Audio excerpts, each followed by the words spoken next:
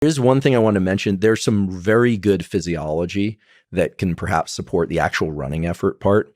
These are very new data. We have a study going on with David Spiegel at Stanford looking at how different patterns of breathing can affect heart rate variability. Heart rate variability is good. There's this interesting mechanism that I think most people might not realize, but that medical students learn, that your breathing and your heart rate and your brain are in this really remarkable interplay. It goes like this. When you inhale, this isn't breath work. We're not going to do breath work. But when you inhale, the diaphragm moves down. Yeah. The heart gets a little bigger because there's a little more space in the thoracic cavity. And as a consequence, blood flows a little bit more slowly through that larger volume. And there's a category of neurons, the sinoatrial node, that sees that recognizes that slower rate through that larger volume. It sends a signal to the brainstem, and the brainstem sends a signal back to the heart to speed the heart up.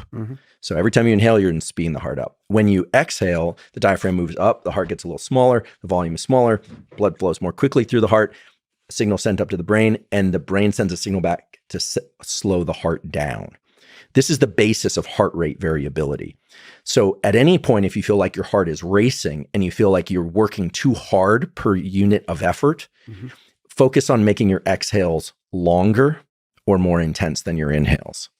If ever you feel like you're truly flagging, you do not have the energy to get up, it's like, okay, it's time to go, and you're exhausted, you want to draw more oxygen into the system, get your heart rate going faster. Now, some people, when they hear this, probably think, well, this is really obvious, but there's so much out there about breath work and how to breathe and all this stuff, but no one talks about how to do it in real time while you're exerting effort. So this is something like almost like second by second, you can adjust things that just in real time based on how you're feeling, but based on the heart rate. That's right. The experience of the heart rate. That's right. So one thing that could be very efficient, and we're doing some work with athletes now, so these are unpublished data, but while you're running, if you want to get into a nice cadence of heart rate variability, do double inhales while you're running. What this will do is that when you do the double inhale, it has the effect of reopening the alveoli of the lungs. Your lungs are filled with tons of little sacs. They tend to collapse as you fatigue. And carbon dioxide builds up in the bloodstream, and that's when we start getting stressed. If you've ever been sprinting, you start getting beat, and you're going as hard as you can. What you really need to do is double inhale and reinflate these sacs in the lungs, and then offload a lot of carbon dioxide. So when you're at a steady cadence and you're feeling good, double inhale, exhale is a terrific way to breathe while you're in ongoing effort.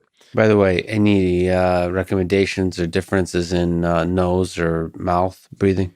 So nasal breathing, there's a lot of excitement now, obviously, about nasal breathing because of James Nestor's book, Breath. There was also, if people are going to know about that book, I do feel like, out of respect for my colleagues, there was a book by Sandra Kahn and Paul Ehrlich at Stanford, both professors at Stanford, with a foreword by Jared Diamond and Robert Sapolsky. So nice. Some heavy hitters in this book.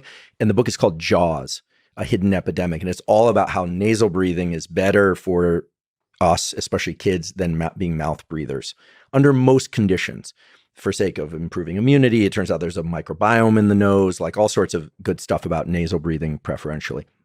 But when we exercise, you can do pure nasal breathing, but the problem is once you get up to kind of third and fourth and fifth gear effort, you can't nasal breathe and be at maximum capacity unless you've been training it for a very long time. So I would say double inhale through the nose, offload through the mouth. So double inhale, exhale while you're in steady effort. And then if you really feel like you need to gas it and you're pushing, the data show that then just use whatever's there, right? Just go into kind of default mode, because bringing too much concentration to something is also going to spend epinephrine. The goal is to get into that, I don't like the word, but the flow state where you're not thinking too much, you're just in exertion.